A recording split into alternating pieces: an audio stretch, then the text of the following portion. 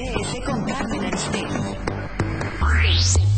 Desde muy temprano hemos estado informando y comentando con usted este reporte, este informe presentado ante la Presidencia de la República por parte de una de las organizaciones más relevantes, más importantes del mundo en materia de derechos humanos. Human Rights Watch presentó sobre el estado de cosas en materia de derechos humanos en México. En el resumen ejecutivo, decíamos muy temprano, de esta organización, se puede leer que han transcurrido casi 5 años desde que el presidente Felipe Calderón declaró la guerra, entre comillas, contra la delincuencia organizada en México, y desde entonces México ha sufrido un incremento dramático de la violencia. Tras un descenso sostenido que se mantuvo durante casi 2 décadas, la tasa de homicidio aumentó más del 260% entre 2007 y 2010. Es una de las partes de este informe y bueno, pues ni duda cabe que la expresión más dura, más inquietante del estado y la situación de los puntos ahí referidos tiene que ver con el fracaso en la lucha antinarco en México. Se reunió con directivos de la organización Human Rights Watch. Felipe Calderón, le expusieron lo esencial de este informe y de este informe queremos hablar más ampliamente y por eso le agradezco mucho que me tome esta llamada telefónica José Miguel Vivanco. Él es el director de la División de las Américas de Human Rights Watch, que estuvo presente en esta reunión, por supuesto, así como estuvo presente, bueno, pues también el señor Kenneth Roth, que es el director ejecutivo de Human Rights Watch, que estuvo en México precisamente para presentar este informe. Te agradezco, José Miguel, que me tomes esta llamada telefónica para hablar del contenido, del alcance y de la reunión misma. Buenos días, te saludo. Muy buenos días, Carmen, un placer. Es un informe muy duro, es un informe que está compuesto de ¿qué cosas, José Miguel?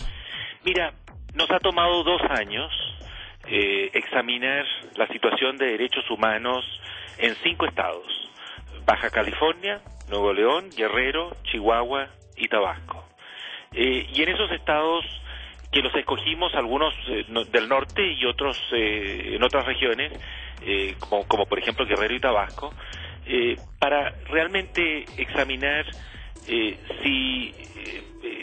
cómo estaban operando en la práctica las fuerzas de seguridad, incluyendo obviamente Ejército y Marina, en la lucha contra el narcotráfico. Y lo que descubrimos, y nos hacemos absolutamente responsables de nuestra investigación, son realidades muy duras, de gran violencia, obviamente atrocidades cometidas a diario por los carteles de la droga, pero al mismo tiempo lo que descubrimos fue que en muchos de estos casos, en muchos de estos estados, en todos estos estados, la fuerza pública, el Ejército y la Marina rutinariamente cometían abusos de aquellos que capturaban o detenían y los trasladaban de inmediato a bases militares, al punto en que fuimos constatando y corroborando con múltiples fuentes en distintas localidades prácticas de torturas. Este informe incluye 170 casos, no son los únicos, es muy probable que existan más, pero nosotros nos hacemos responsables por estos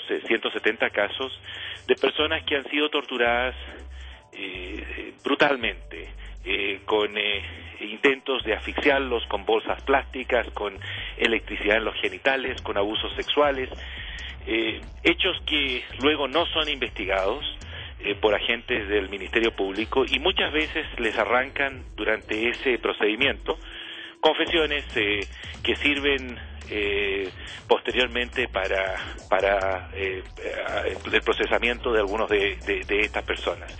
Los abusos son realmente gravísimos. Hay prácticas que estaban prácticamente erradicadas de México, como la desaparición forzada, y lamentablemente creo que se está retomando ese tipo de prácticas. Nosotros documentamos 39 casos de personas que han pasado y que hay certificación de ellas por las autoridades oficiales, que la Marina les reconoce haberlas tenido en sus dependencias, y luego sostienen que la persona se fue en un taxi, por ejemplo. Nunca fueron colocadas a disposición de agentes del Ministerio Público, pero hasta el día de hoy se desconoce el paradero. En gran medida, todo este este panorama se da donde hay una retórica gubernamental al más alto nivel que descalifica y estigmatiza a las víctimas. Se dice, mire, sí, hay muchos muertos, 45.000 muertos, pero son todos del narcotráfico, o la gran mayoría, y se están matando entre ellos. Con ese predicamento, los familiares hacen esfuerzos realmente inhumanos y están en el total desamparo para conseguir justicia, que se aclaren estos hechos. Cuando uno recurre, por ejemplo, a alguna autoridad y les denuncia una desaparición forzada, la primera reacción de las autoridades es prejuzgar sobre el caso y decir, no, estos son levantones, estos son líos entre carteles, no son desapariciones. Y entonces lo cierto es que nadie investiga y la impunidad es altísima respecto de estos casos. Ese es el contenido del informe. No nos podemos hacer responsables por otros casos, pero de estos respondemos responsablemente y estamos dispuestos por eso a presentárselos al presidente Calderón y analizar cada uno de ellos. Así es el informe que hace esta reseña de los casos específicos. Obviamente lo que ustedes hacen es digámoslo así, una muestra del universo que existe en nuestro país, y con esta muestra de los casos específicos que investigaron pueden plantear las cosas que han planteado. Me quedo en la parte donde dices, José Miguel, que nadie investiga. Una de las informaciones que surge de este reporte que más me parece reveladora o inquietante es precisamente lo que las propias autoridades les dijeron a ustedes. Ustedes han hecho este trabajo a lo largo de estos 2 años en estos estados de la República, se han entrevistado con todo tipo de autoridades en el país, y esas autoridades les han hecho reconocimientos muy inquietantes. Por ejemplo, que de los miles de homicidios que se han cometido relacionados con esta espiral de violencia, solo habían investigado 1,000 por parte de las autoridades federales, y que hay solo 22 sentenciados en un universo de miles, José Miguel. Eso realmente es muy inquietante. Imagínate tú, todo el país sabe que hay 45.000 muertos en esta lucha. 45.000 muertos en 5 años. Algunos hablan de 50.000, pero bueno. Y es probable que, y las cifras, es que todos los días... El semanario Z hizo un recuento de números y informaciones oficiales y nos arroja la cifra de 50.000, pero 45.000, 50.000. 45.000 o 50.000, porque se producen todos los días muertes y más muertes. Y ocurre que la PGR, que tiene facultades constitucionales para investigar todo tipo de delitos vinculados al narcotráfico, digamos, al crimen organizado, decidió abrir investigación en 1,000 de estos, 997 para ser precisos. 997 de los 45.000. De los 45.000. Y en estas investigaciones ellos han logrado consignar 326 casos. En 326 han presentado cargos, han consignado personas, pero finalmente sentenciados hay 22. Entonces yo me pregunto, ¿cuál es la base empírica que utiliza el gobierno al más alto nivel cuando dice, mire, el 99% de estos casos, o 95% son homicidios que se cometen entre los carteles? Para hacer una afirmación de esa naturaleza, uno tiene que haber investigado los casos y poder discriminar, claro, digamos, clasificarlos y decir, estos son muertos de los carteles, estos son, en cambio, muertos en distintas circunstancias por la fuerza pública, por militares o por policías. Pero esa investigación no existe, esa información es muy pobre o muy genérica. Entonces, más bien es casi como un dogma de fe, el sostener que, bueno, los muertos son producto del narcotráfico, ¿no? Y por allí habrá algunos daños colaterales. Pero para saberlo hay que investigarlo. Hay que investigarlos, y ahí hay unas enormes deficiencias. Mira tú, por ejemplo, entre el 94, estas son cifras todas oficiales, que nos ha costado muchísimo conseguir, no solo de las autoridades, hemos tenido que recurrir al IFAE, ¿no? Para obtener esta información. ¿Sabes que entre el 94 y junio del 2010, hasta esa fecha llega este análisis, 94 a junio del 2010, ¿cuántos casos ha logrado la Procuraduría General de la República obtener condenas por torturas. Dos casos a nivel nacional. Dos casos. Información absolutamente, digamos, te estoy hablando de información oficial. Mira tú, por ejemplo, si tú fueras al fuero militar, que ha sido realmente dificilísimo obtener información, pero lo logramos finalmente, en estos 5 estados que te nombré, que estamos investigando, el fuero militar ha abierto 1.615 casos contra militares involucrados en violaciones a derechos humanos. 1.615 causas, ¿no? En lo que va del gobierno del presidente Calderón. ¿Cuántos han logrado condenas? Ninguno. La cifra total a nivel nacional de casos en el fuero militar por violaciones a derechos humanos es de 3.671 casos. 3.671 investigaciones abiertas en el fuero militar que, como sabemos, no funciona. Imagínate que de las 1.615 causas que se han abierto en estos 5 estados, ninguno ha resultado hasta ahora en condena. Bueno, de los 3.600 a nivel nacional, en el fuero militar, han logrado condenas en 29 casos, 15 en estos años, y 14 casos el jueves de la semana pasada, que nos enteramos en un caso que había condenas en el fuero militar para algunos militares. En total son 29 casos. Ahora, ustedes plantean varias cosas. ¿Plantean que fracasó la lucha contra el crimen organizado?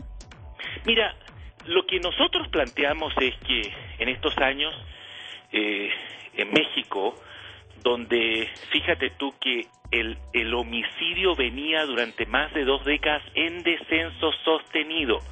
México tenía una tasa de homicidios de 8.1 por 100.000 habitantes. Del 2007 hasta ahora, esa cifra a nivel nacional, ojo, no estoy hablando de Ciudad Juárez, donde las cifras son realmente increíbles, pero a nivel nacional, México hoy día tiene una tasa de homicidios de 22 por 100.000 habitantes, lo que para los oyentes de este programa significa que a nivel nacional, en los últimos 4 años, México ha incrementado la tasa de homicidios en más de un 200%. ¿No? Entonces, la violencia continúa, los crímenes, los carteles de la droga también obviamente continúan desplegando una violencia atroz, ¿no? En este clima realmente de gran impunidad, y las violaciones a los derechos humanos y las denuncias se han también multiplicado, pero varias veces, en cifras históricas en México, donde lo único que no crece es la justicia. Lo único que se mantiene en una tasa mínima, casi diríamos cercano a cero en materia es la justicia. Yo debo reconocer que el gobierno del presidente Calderón ha impulsado unas reformas constitucionales en materia de derechos humanos muy importantes, yo diría trascendentales. En buena parte, gracias a esas reformas y gracias a la Corte Interamericana, es que la Suprema Corte de México dictó un fallo hace poco en el caso Radilla, que fija pautas, lineamientos muy claros en materia de fuero militar. Lamentablemente todavía eso en la práctica no cambia. Ahora, nuestro interés ha sido no verificar el marco jurídico. El marco jurídico creo que se ha perfeccionado durante el gobierno del presidente Calderón en materia de derechos humanos, y eso hay que decirlo con todas sus letras. Con la reforma constitucional. Así es. Lo que hemos querido hacer es verificar lo que ocurre en la práctica, en los hechos. Y en los hechos, la distancia entre el marco jurídico, que es muy positivo, y las prácticas, la realidad, el nivel de desamparo de las familias, que son constantemente estigmatizadas y que tienen muchas veces que ellos con sus propios medios, familias humildes, de muy pocos recursos, hacer las investigaciones corriendo alto riesgo y obviamente con muy pocas posibilidades de éxito, es la realidad en la que actualmente se vive en México, en los estados donde hay mayores índices de violencia. José Miguel, Coincido contigo en que en el marco jurídico ha habido un avance importantísimo con esta reforma constitucional en materia de derechos humanos, pero dime tú qué pensar cuando tenemos esa realidad ahí que no se ha traducido efectivamente en la práctica. Está la letra de la ley, pero no ha habido una traducción en nuestro país para que los derechos humanos se respeten cabalmente. Por un lado tienes eso, que es por lo pronto un paso en materia jurídica y de norma constitucional. Y por otro lado, tenemos un comunicado oficial de la Presidencia de la República que expresa que manifiesta su respuesta al informe de Human Rights Watch con una concepción errada, tengo que decirlo así, errada, de lo que son los derechos humanos, porque ¿qué piensa José Miguel Vivanco de que la Presidencia emite un comunicado en el que se lee lo siguiente? Durante el encuentro, el presidente Calderón reiteró que la principal amenaza para los derechos humanos de los mexicanos son los criminales. Son ellos quienes, mediante la comisión de delitos agraviantes como el homicidio, el secuestro y la extorsión, violan de manera sistemática las garantías fundamentales de los ciudadanos y de sus familias. Para quien representa a Human Rights Watch, ¿qué le dice esta frase proveniendo de un gobierno de la República? Decir que son los criminales la principal amenaza a los derechos humanos. Te dejo la respuesta. Carmen, yo te diría con toda franqueza que esa declaración, ese comunicado de la presidencia es lamentable. Volvemos al mismo discurso, un discurso defensivo, un discurso que trata de desviar la atención y confunde los problemas de fondo, y donde obviamente desde el punto de vista jurídico no tiene ningún asidero el sostener que... ¿Por qué no vamos al ABC? Yo creo que eso es importante. A ver, ¿qué son es que la presidencia diga eso es no entender la esencia del concepto de derechos humanos? En el ABC, para la presidencia de la República, ¿qué son los derechos humanos? Pero Carmen, es que hay una cuestión de fondo y muy importante, que quiero aprovechar esta oportunidad para señalarlo. Dijo que ese concepto, ese comunicado nos lleva a este discurso que hemos venido escuchando durante todos estos años, ¿no? Que los que violan derechos humanos o los peores violadores son los carteles, que las víctimas son en su gran mayoría miembros de estos carteles, digamos, entonces están librados a su suerte, que aquí no hay violaciones a derechos humanos, y que el propio presidente Calderón lo ha dicho en reiteradas oportunidades, que no las hay, no hay casos, que me exhiban un caso. Sin embargo, yo te voy a decir algo que me parece importante destacar, y es que en la reunión que sostuvimos con el presidente no se usó este lenguaje. El presidente tuvo una actitud al principio algo tensa y un poco a la defensiva, pero yo creo que es importante subrayar que la reunión se extendió por más de 2 horas y el presidente mostró un tono y una actitud que yo no le había visto antes y que me pareció bastante más constructiva.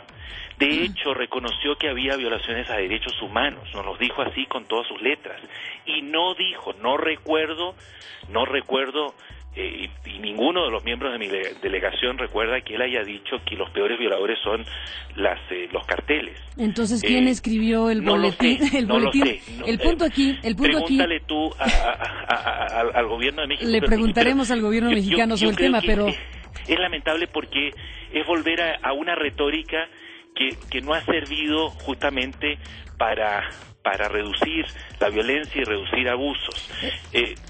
Pero fíjate que en la reunión del presidente dijo, mire, yo aquí no estoy para encubrir violaciones a derechos humanos, y se las hay, y voy a leer este informe, y de hecho empezó a leer algunos de los casos frente a nosotros.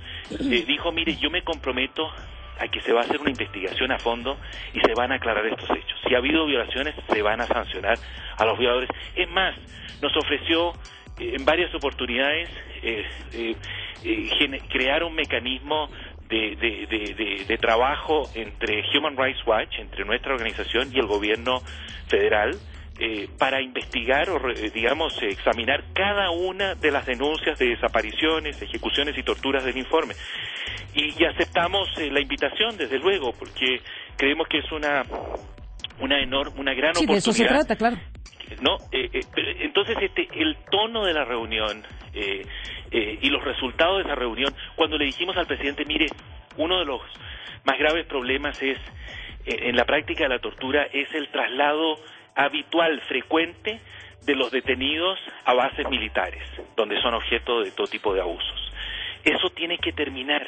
Además, la Constitución política ordena que cualquier persona debe ser inmediatamente, dice la Constitución, puesta a disposición de agentes del Ministerio Público. Él dijo, mire, yo estoy dispuesto a examinar esa práctica y a corregirla y a emitir una instrucción. Dijo, creo ya haber ordenado algo así.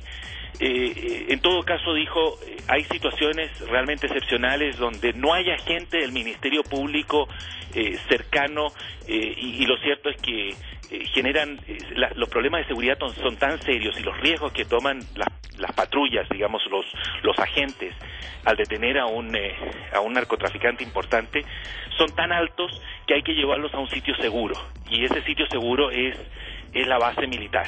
Pero nosotros dijimos, mire, habrá algunas excepciones, realmente casos extremos, pero aquí lo que hemos visto es que casi la norma es llevarlo a bases militares donde son torturados, y ese es justamente uno de las prácticas que facilitan este tipo de abusos. Y en relación con eso se comprometió a revisar y adoptar algunas medidas para que eso no siga ocurriendo. José Miguel Vivanco, bueno, pues el informe está ahí, está para que lo pueda consultar quien quiera en la página de Human Rights Watch. Está ya circulando el contenido de esta información, de estas investigaciones específicas y de las conclusiones a las que llega Human Rights Watch. Está la respuesta del gobierno mexicano. Hablaremos con el gobierno mexicano después de la pausa. Le preguntaremos, José Miguel Vivanco, sobre este comunicado de la presidencia donde se afirma que la principal amenaza de los derechos humanos son los propios criminales. Hablaremos del tema y me despido de ti a reserva de que seguiremos conversando porque esta noche presentaremos una charla contigo en CNN, pero me despido de ti en esta conversación en la mañana con la pregunta de las recomendaciones que están también escritas aquí. ¿Cuáles son los ejes principales y dirigidas aquí en estas recomendaciones de Human Rights Watch? Una de las recomendaciones que el presidente aceptó examinar y dijo, me parece importante, interesante, creo que se puede implementar, es el que la Procuraduría General de la República, cuando tenga conocimiento de abusos cometidos por militares o marinos, en lugar de seguir transfiriendo como lo hacen hasta ahora esas causas al fuero militar, lo trasladen a un juez civil, penal competente, y pelear la jurisdicción, la Procuraduría General, atendiendo a los lineamientos del último fallo de la Suprema Corte en el caso Radilla. Él dijo que le parecía una idea valiosa, que la iba a examinar y vería si es posible implementarla. La razón por la cual le dijimos esto es porque si dependemos nosotros y los mexicanos del Congreso de México, que está estudiando una reforma al Código de Justicia Militar para reformar el fuero militar, bueno, eso es probable que se prolongue eternamente, y mientras tanto se siguen examinando estas causas en un fuero militar que no tiene las condiciones, la credibilidad para investigar violaciones a derechos humanos cometidas por militares. José Miguel Vivanco, te agradezco mucho que nos hayas tomado esta llamada telefónica. Seguiremos revisando este amplio informe de Human Rights Watch. Por lo pronto, gracias y hasta la próxima. Muchísimas gracias a ti. Gracias. Usted escucha Noticias MBS con United States.